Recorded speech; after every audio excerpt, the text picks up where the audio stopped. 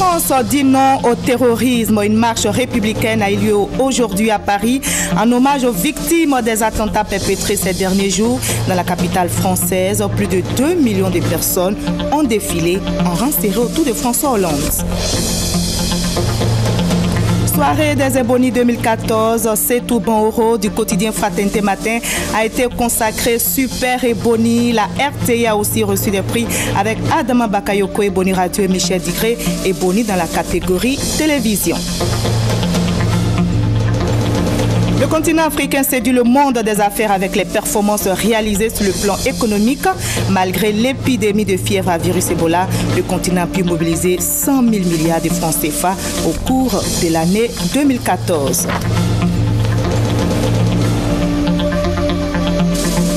En sport, football, CAN 2015, la Côte d'Ivoire a joué son premier match de préparation aujourd'hui contre le Nigeria. Les éléphants l'ont emporté 1-0. Ils seront face à la Suède jeudi prochain. Bonsoir à tous, bienvenue à cette édition. La France dit non au terrorisme, avec elle tout le monde entier. Une marche républicaine a eu lieu aujourd'hui même à Paris en hommage aux victimes des attentats perpétrés ces derniers jours dans la capitale française. Plus de 2 millions de personnes, dont une cinquantaine de chefs d'État et de gouvernement, ainsi que des représentants d'organisations internationales ont défilé en rang serré autour de François Hollande jusqu'à la place de la République à Paris. Parmi les manifestants, le ministre chargé de la Défense, Paul Kofi Kofi, l'ambassadeur de Côte d'Ivoire en France. Ils ont été désignés par le chef de l'État ivoirien, Alassane Ouattara, pour représenter la Côte d'Ivoire et marquer ainsi la solidarité du peuple ivoirien aux Français. Et loin de Paris, ici à Abidjan, les voix se font entendre également pour dire non au terrorisme. Les Ivoiriens et les Français vivant en Côte d'Ivoire ont organisé un grand rassemblement, comme vous le voyez, devant l'ambassade de France. Main dans la main, ils disent non aux attaques terroristes.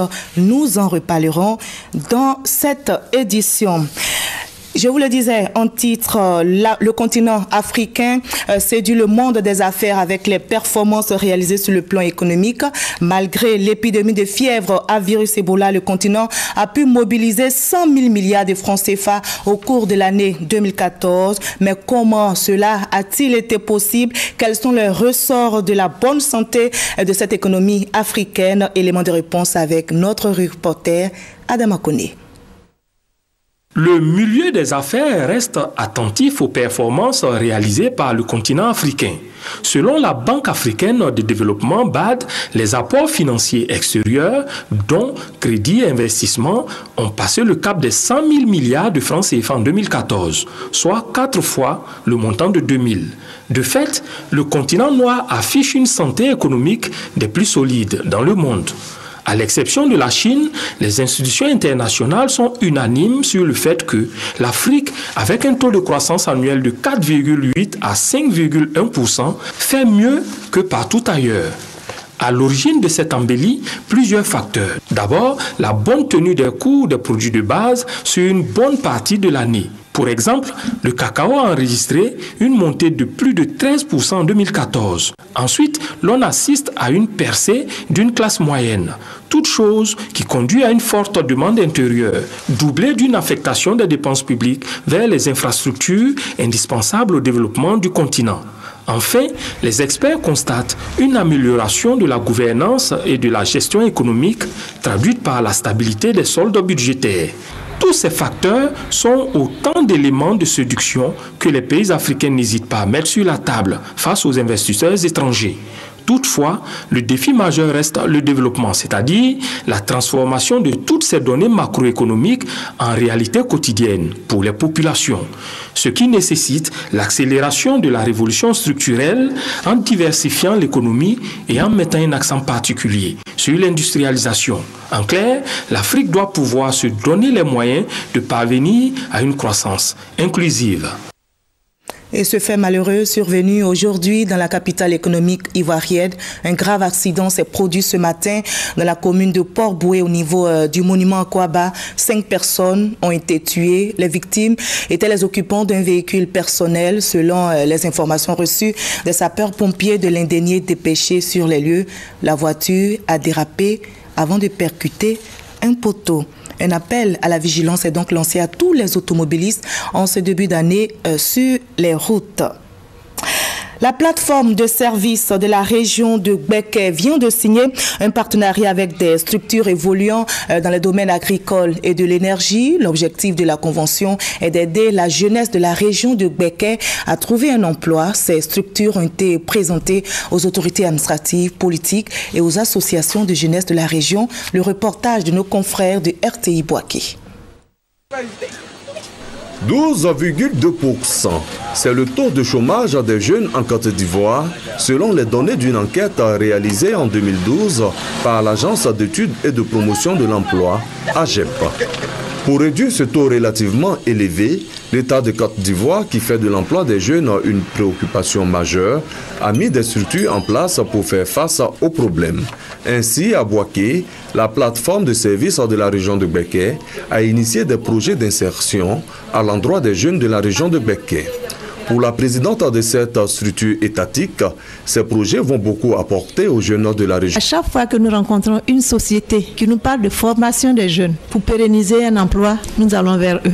Les autorités politiques et administratives de la région de Gbeke saluent cette initiative de la plateforme de services. À travers ces présentations, d'abord au niveau de l'agriculture, le produit biodéposite peut vraiment booster la production.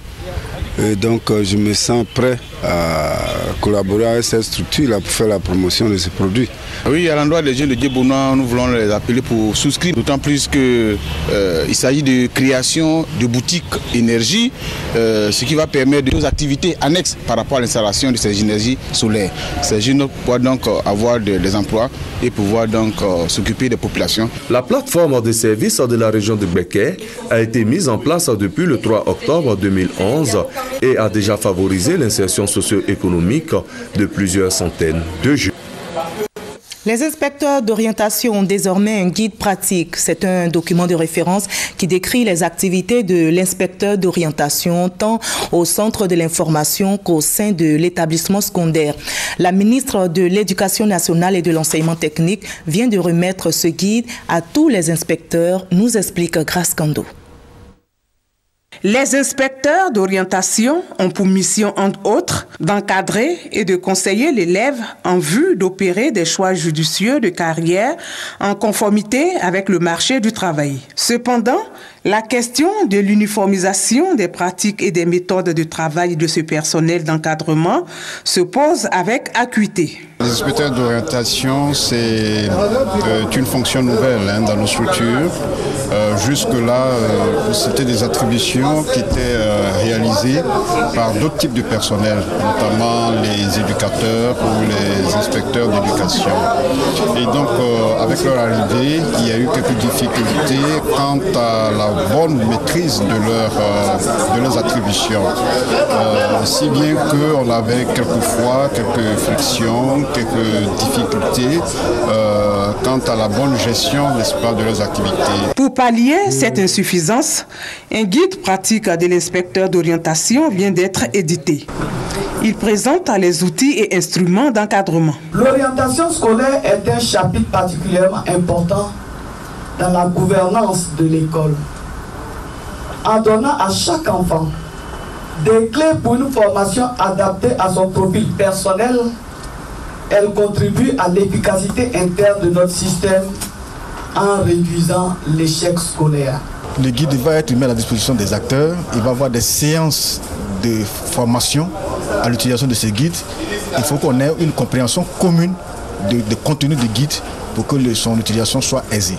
Ce sont plus de 2000 exemplaires du guide pratique de l'inspecteur d'orientation qui ont été confectionnés. Une action à laquelle les éditions Nei-Seda ont participé. À cet effet, la ministre de l'Éducation nationale et de l'enseignement technique, Kandia Camara, a rendu hommage à son directeur général, Guy Lamblin, pour sa contribution à la redynamisation de l'école ivoirienne. Divo, dans la région du Logibwa, a connu une épidémie de choléra. On note 5 décès dus à cette maladie. Sur place, les autorités sanitaires et administratives mènent des actions pour l'éradication de cette épidémie. Envoyé spécial à Divo, Grace Kando. Divo. Ville située dans la région du Lot-du-Bois, au sud-est de la Côte d'Ivoire. Nous sommes au centre hospitalier régional CHR, salle d'isolement des malades du choléra. Au nombre de 4, ces patients se portent mieux. Depuis 3 charrettes d'eau à 25, quand j'ai pris en même temps, j'ai eu la diarrhée. Je me sens bien, ça va maintenant. La diarrhée, bon, ça va. Les médecins, on nous a bien suivis. Ils sont occupés de nous très bien. On a eu des médicaments gratuits. Nous sommes allés à la fête le samedi, je suis parti. Maintenant, je suis revenu le dimanche. Maintenant, c'est dimanche que ça a commencé. Normalement, les gens c'était diarrhée comme ça. Donc, c'est vendredi, mon père est venu à l'hôpital ici. Ils ont dit que c'est choléra. Je me sens bien. C'est une épidémie de choléra qui sévit dans le département de Divo depuis plus de 2 semaines. L'épidémie a commencé le 22 décembre. Jusqu'à hier, 9 janvier, nous avons enregistré 42 cas. Il faut savoir que sur ces 42 cas, on a eu 5 décès. Mais du 22 décembre au 27 décembre, c'est là que nous avons enregistré ces 5 décès. Donc depuis le 27 décembre, on n'a plus de décès. Dès le déclenchement de cette épidémie, une politique de prise en charge des patients a été mise sur pied. Dès que nous avons reçu les premiers malades, tous ils ont été pris en charge parce que nous avons reçu en même temps une grande importante dotation en produits pharmaceutiques, ce qui nous a permis rapidement de réhydrater les malades que nous avons reçus. Tout a commencé dans ces 2 villages, Guinéiri et Tableguikou, situés à 12 km de Divo. J'ai reçu un cas de diarrhée vomissement. Même jour encore, j'ai reçu un deuxième. Donc tout de suite, ça a attiré mon attention et j'ai informé le district. Et immédiatement sur le district, en tout cas, c'est dépêché, envoyé une équipe sur place pour venir voir effectivement ce qui se passe. Et lorsqu'ils sont venus, vraiment, les cas ont commencé à se multiplier. On ne sait pas d'où la maladie vient. Une année, il y a les moutons du village, des villages qui sont morts, sauf les poulets qui ne sont pas morts. On boit l'eau du château, mais il y a certaines personnes incontrôlées qui boivent l'eau de marigot ou bien de puits. Donc on ne peut pas dire effectivement tout le monde boit l'eau du château. Parce que si tu n'as pas les moyens pour aller payer de l'eau, tu es obligé d'aller prendre l'eau de puits ou bien de marigot. Pour freiner l'avancée de cette épidémie, les autorités préfectorales ont pris des mesures urgentes. Dans l'immédiat, nous avons pris des mesures telles que demander à tous les malades de se rendre au centre de santé et au CHR pour une prise en charge gratuite. La mesure urgente que nous avons prise, c'était de fermer tous les puits qui étaient incriminés. Malheureusement, aujourd'hui, se pose un problème de moyens financiers pour du carburant, pour qu'on puisse aller fermer les 24 trous. Aujourd'hui, notre problème, c'est de faire en sorte de prendre des mesures à court terme. Donc il faut que nous puissions créer dans ces quartiers de bonnes fontaines. À cela s'ajoutent des actions préventives menées sur le terrain, à savoir la sensibilisation des populations aux mesures d'hygiène, la désinfection des ménages et la gratuité de l'approvisionnement en eau potable. Il reste maintenant aux populations d'appliquer toutes ces mesures pour l'éradication complète du choléra. Voilà, c'était le reportage de notre envoyé spécial sur place à Divo, Grâce Kando. Nous prenons à présent la direction de Bouaké qui bénéficie d'études pour l'achèvement d'un schéma directeur et de drainage. Ces études réalisées par des cabinets tunisiens et ivoiriens sont financées par la Banque mondiale. Elles vont coûter plus de 355 millions de francs CFA. On en sait plus avec nos confrères de RTI Bouaké. Plus de 355 millions de francs CFA. C'est la somme qui sera investie pour l'achèvement des études du schéma directeur et de drainage de la ville de Bouaké. Ces études réalisées par des cabinets tunisiens et ivoiriens sont financées par la Banque mondiale. Elles visent à mettre à la disposition du ministère de la Construction, du Logement, de l'Assainissement et de l'Urbanisme un document de planification fiable. Cela afin de faire des investissements fondés sur les besoins réels dans les domaines de l'assainissement et du drainage de la ville de Bouaké. À Bouaké, chaque concession fait des trous et ils évacuent les eaux usées là-dedans, mais il faut dire que ce n'est pas hygiénique en fait. Donc nous, dans cette étude que nous menons, c'est de concevoir un réseau d'assainissement qui va collecter toutes ces eaux et les amener vers un point qu'on appelle une station de traitement avant de rejeter dans la nature. Ces actions s'inscrivent dans le cadre du projet de renaissance des infrastructures de Côte d'Ivoire. Précis, les populations placent beaucoup d'espoir en ce programme d'urbanisation qui vient pour améliorer le cadre de vie. Elle s'invite à une contribution citoyenne. Si on laisse l'eau du WC, des douches, déverser dans le caniveau, c'est pas bon pour eux-mêmes qui ont fait ça, mais c'est pas bon aussi pour la population du quartier. Et ma population me ferait bien d'expliquer à long et à large qu'est-ce qui va se passer du nouveau à Boaké. C'est le centre culturel Jacques Kaka qui a été choisi pour le lancement officiel de l'achèvement du schéma directeur et de drainage de la ville de Boaké par le PRICI. Nous nous rendons à Touba où le ministre de la Construction, du Logement, de l'Assainissement et de l'Urbanisme vient d'effectuer une tournée. Mamadou Sanogo a rencontré les populations de la localité pour parler de paix et de réconciliation. On fait le point avec Mamadou Kwasi. Reprofilage de routes, réalisation de projets immobiliers, construction et réhabilitation des centres de santé et des écoles, avec à la clé la finition de la grande mosquée de Diomant. Ce sont les principaux défis des cadres et de la population de ce village du département de Touba. Pour relever ce défi, ils s'engagent sur la voie de l'unité, de la cohésion et du vivre ensemble, choses qui leur permettront d'inscrire Diomant sur le sentier de développement. Mais déjà, ils soumettent le projet de développement au ministre Mamadou Sanogo, cadre de la région. Ils souhaitent que le ministre soit leur porte-parole auprès des autorités compétentes pour soutenir leurs efforts. Mamadou Sanogo a rassuré la population de Diomant de la volonté du chef de l'État de contribuer au développement de toutes les localités de la Côte d'Ivoire. D'où la mise en place du programme national de développement qui viendra résoudre tous les problèmes d'infrastructure dans les villes et villages de la Côte d'Ivoire. Mais avant tout, il faut selon lui que la population se mobilise et continue les prières pour que le chef de l'État achève son programme de développement en 2020. Après Diomant, le ministre Mamadou Sanogo a mis le cap sur Sanakoro, un autre village du département de Touba dans la région du Bafing. Ici également, les questions de développement, de cohésion et de vivre ensemble étaient au menu. Le conflit entre éleveurs et agriculteurs a été également posé. Le ministre Mamadou Sanogo a rassuré la population de la mise en œuvre de nouvelles mesures pour mettre fin à ce fléau qui plombe les efforts de cohésion et de développement. On a aussi parlé de paix et de réconciliation à Grand Bassam. Les enseignants membres du RDS section Grand Bassam, justement, ont organisé une conférence sur la réconciliation et la paix en Côte d'Ivoire. Godefroy Okambawa à Mississoko. Un rassemblement des républicains réconciliés est fort. C'est mon affaire. Tel est le slogan qui s'est donné désormais la section maritime du Rassemblement des enseignants républicains RER dans la région du Sud Komoué. Ils viennent de se réunir dans la ville historique de Grand Bassam.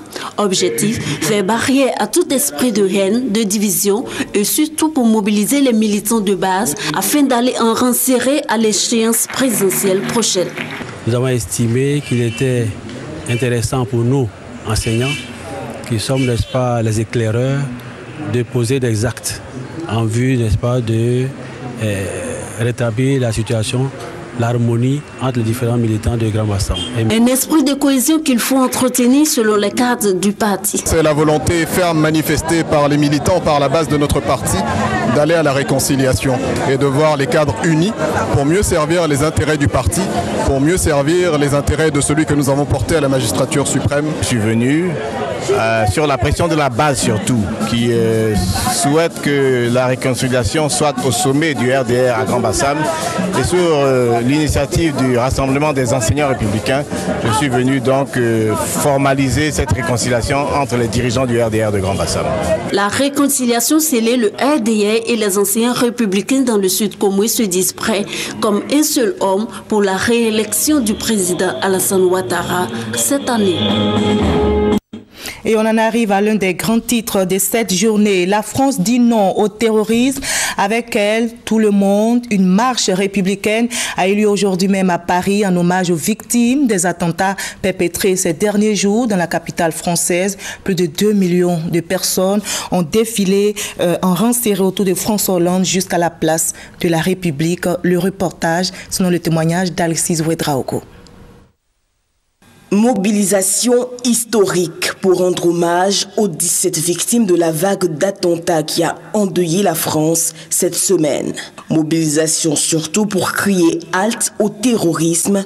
Près de 2,5 millions de participants dans toute la France, dont une cinquantaine de chefs d'État et de gouvernement venus du monde entier sans distinction de race ni de religion. Parmi ces chefs d'État, de nombreux Africains, notamment Ali Bongo du Gabon, Boni Yayi du Bénin, Macky Sall du Sénégal et le Malien Ibrahim Boubacar Keïta. La Côte d'Ivoire, elle était représentée par le ministre en charge de la Défense, Paul Kofi Kofi. Des mots, des pancartes pour faire reculer l'extrémisme religieux. Faites l'humour, pas la guerre. Je suis la liberté de vivre. C'est l'encre qui doit couler, pas le sang. La liberté d'expression n'a pas de religion. Après la marche, ce soir, le président français François Hollande et le premier ministre israélien Benjamin Netanyahou se sont rendus à la grande synagogue de Paris. Les deux dirigeants ont participé à une cérémonie d'hommage à toutes les victimes des attentats de Paris, parmi lesquels figurent 4 juifs tués vendredi par Hamdi Koulibaly, le preneur d'otages d'un supermarché cachère de la capitale française. Le terrorisme est aujourd'hui un phénomène qui nécessite une mobilisation internationale. Sur le continent africain, à ce jour, près de 2000 personnes ont été tuées par Boko Haram.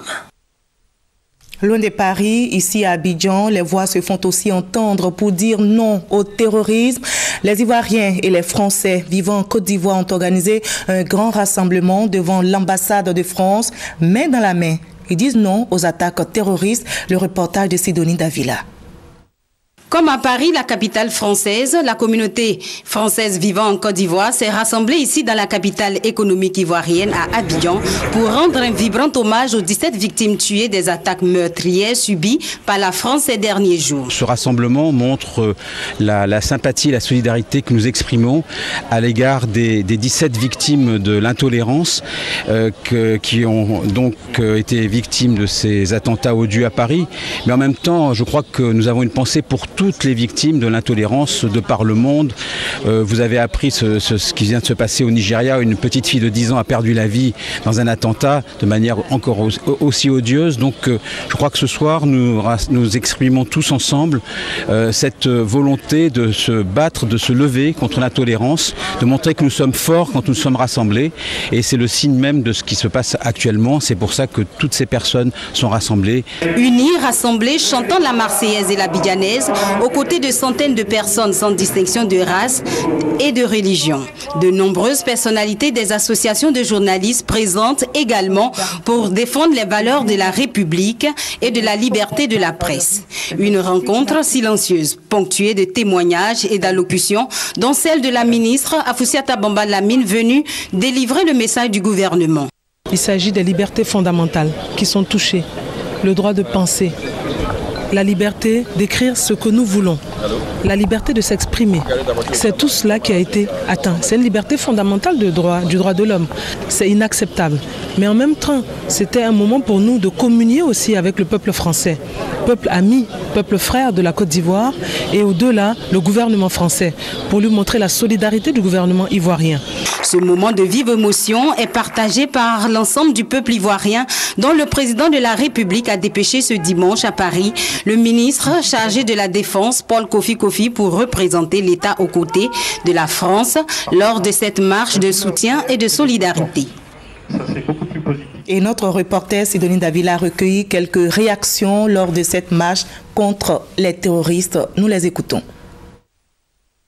Nous sommes là ici pour dire aussi notre part de solidarité à tout le peuple français, pour manifester le rejet de tout ce qui touche à la violence à travers le monde, au terrorisme, pour, je dirais, manifester notre attachement aux libertés et aux droits de l'homme, et pour dire qu'ici en Côte d'Ivoire aussi, nous sommes mobilisés aux côtés de tous les peuples de cette planète pour dire non au terrorisme. On veut montrer à ceux qui sont mal intentionnés, on va dire, que les citoyens du monde entier sont là pour leur montrer que non, on ne va pas avoir peur, réfléchissez et arrêtez ça. Je pense que ce qui vient de se passer cette semaine à Paris, bon, nous a ébranlé parce qu'il y a quand même des symboles forts qui ont été touchés, et puis parce que ça nous rappelle à tous que, où que l'on soit, les risques ne sont pas nuls. Que les extrémistes ont fait n'est pas bien et je suis pour la liberté d'expression.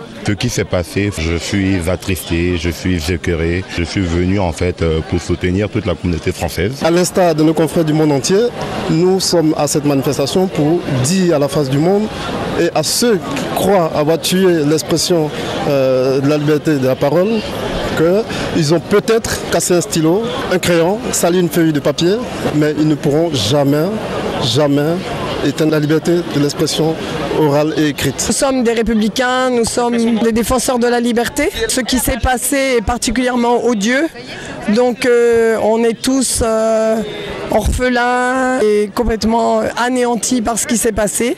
Et en même temps, on est bouleversés par l'élan de solidarité mondiale et par cette grande fraternité qui est née depuis mercredi.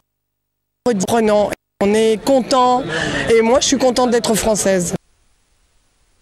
L'Union nationale des journalistes de Côte d'Ivoire, dans une déclaration dont une copie nous est parvenue, condamne avec la dernière énergie l'attaque terroriste perpétrée au siège de l'hebdomadaire satirique Charlie Hebdo, attaque qui a coûté, vous le savez, la vie à 12 personnes, dont 10 journalistes. L'UNJCI s'incline sur les dépouilles de ses confrères, présente ses condoléances aux familles des victimes et à la grande famille de la presse, invite tous les États à prendre les dispositions nécessaires pour que tous les journalistes, où qu'ils se trouvent, accomplissent leur mission sans être inquiétés.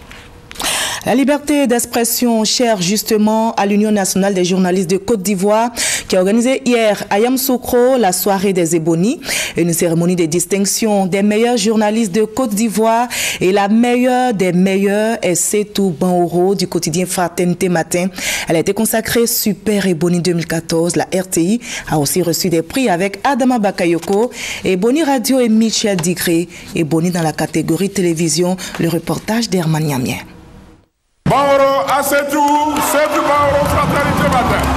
Et oui, c'est elle la meilleure journaliste de Côte d'Ivoire pour l'année 2014. Setou Banoro, journaliste au quotidien Fraternité Matin, vient ainsi de confirmer ses 18 ans de métier et d'acharnement au travail. Je suis très heureuse,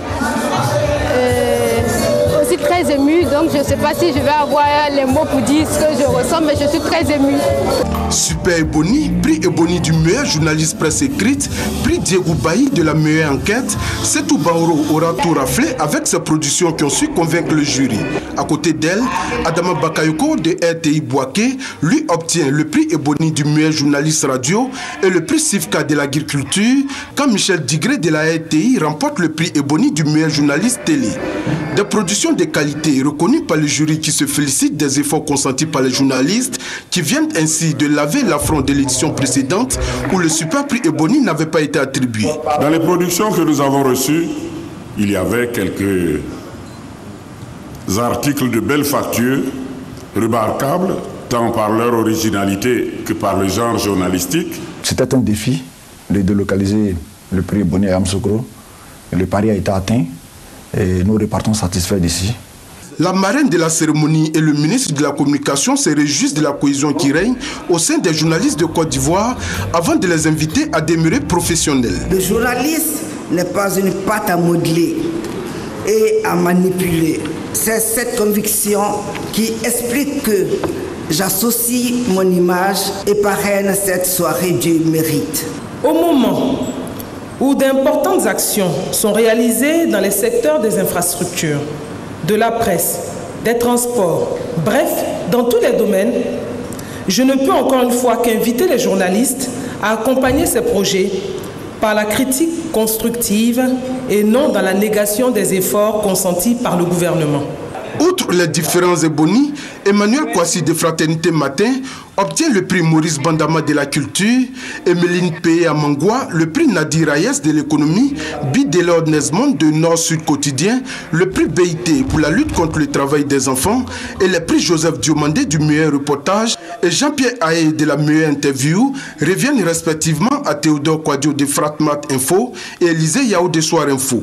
Le Super Éboni gagne un véhicule neuf, un terrain via viabilisé d'une valeur de 10 millions de francs CFA, 1 million de francs CFA offerts par l'UNJCI et également 1 million de francs CFA offerts par la mairie de Yamoussoukro. Chaque lauréat du prix Ebony a reçu un chèque d'1 million de francs CFA. Et on termine en sport football qu'en 2015, la Côte d'Ivoire, notre pays, a joué son premier match de préparation aujourd'hui contre le Nigeria. Les éléphants l'ont emporté 1-0, récit signé Anne-Marie Nguessan. Pour son premier match de préparation, la Côte d'Ivoire est venue difficilement à bout d'une jeune équipe du Nigeria.